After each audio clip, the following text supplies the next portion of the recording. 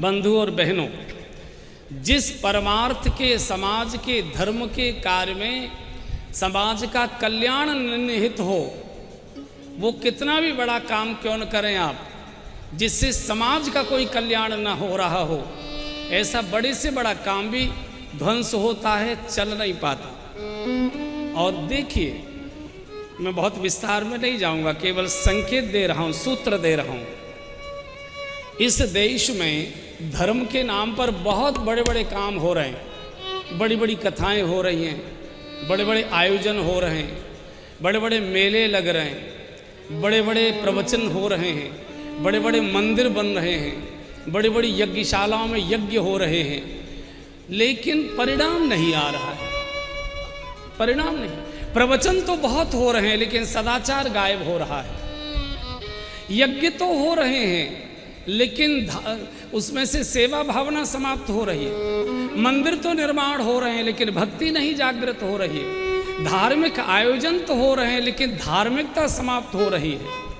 तो क्रियाएं तो बहुत बड़ी बड़ी हो रही हैं, उनके परिणाम उल्टे आ रहे हैं। दवाई तो अच्छी दी जा रही है, लेकिन रिएक्शन कर रही है, रोग को तो दूर नहीं कर पा रही, रोग को और बढ़ा रही है। कारण क्या है?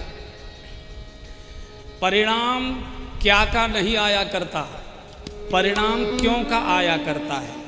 आपने यज्ञ कितना बड़ा किया, परिणाम इसका नहीं आएगा। यज्ञ आपने क्यों किया, परिणाम इसका आएगा। आपने गरीबों में कितने कंबल बांटे, परिणाम इसका नहीं आएगा। क्यों बांटे गए कंबल, परिणाम इसका आएगा।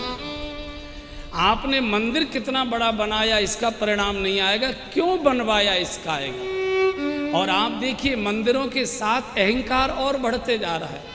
जो मंदिर निर्माण से तो धार्मिकता, भक्ति, भजन बढ़ना चाहिए था, लेकिन केवल ईर्ष्या के शिखर खड़े हो रहे हैं। अगर ये बनवा सकते हैं तो हम क्यों नहीं बनवा सकते? इस कॉलोनी के मोहल्ले के लोग अगर बनवा सकते तो हम क्या इनसे गए भी थे, हम क्यों नहीं बनवा सकते? अगर इस बिरादरी के लोग अपना मंदिर बनवा सकते तो हम क्यों नहीं बनवा सकते? ये जो कार्य हो रहा है और जिसका शुभ परिणाम नहीं आ रहा, उसका सबसे बड़ा कारण ये है कि कार्य का परिणाम नहीं आता, कार्य के पीछे के कारण का परिणाम आया करता है। क्यों हो रहा है? ये जो यज्ञ था इतना बड़ा, ये धर्म की रक्षा के लिए नहीं था, ये संस्कृति के जागरण के लिए नहीं था, ये परमार्थ के लिए नहीं था, ये शंकर जी को नीचा दिखाने के लिए था। और विध्वंस हो गया, जो होना था वो हो गया। अभी मैं कई साल पहले दिल्ली में कथा कर रहा था। दिल्ली में लगभग 100 रामलीलाएं होती हैं। दिल्ली में 100, पहले जिस समय मैं कथा कर रहा था, ये है लगभग 90-91 की बात। उस समय दिल्ली में 80 रामलीलाएं थी।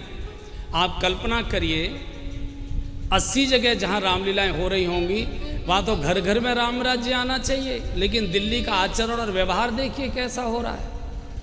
तो जब मेरी कथा चल रही थी, अशोक विहार करके एक कॉलोनी है, तो वहाँ मैं टिका हुआ था।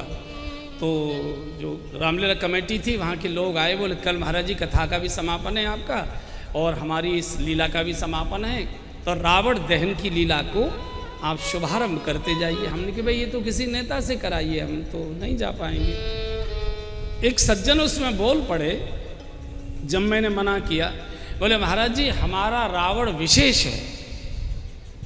तो मैंने कहा भाई रावण भी विशेष होते हैं क्या? हमने कहा आपके रावण की क्या विशेषता है?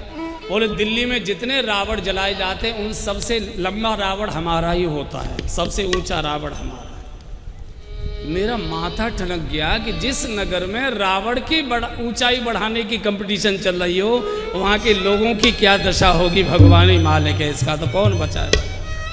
रावण की ऊंचाई बढ़ाई जा रही है, राम की ऊंचाई घटाई जा रही है। जब रावण ऊंचा होगा तो हृदय के राम छोटे होते चले जाएंगे। रामलीलाओं का रावण तो जलता हुआ दिखाई देता है, लेकिन व्यवहार का रावण और ज्यादा ताकत के साथ उभर रहा है। इसलिए हम क्या करने जा रहे हैं, परिणाम इसका नहीं आता।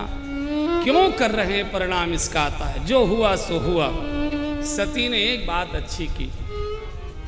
सती का शरीर जब जल रहा था, तो मरते मरते सती ने भगवान से प्रार्थना की, सती मरत हरि सरवरु माता, सती मरत हरि सरवरु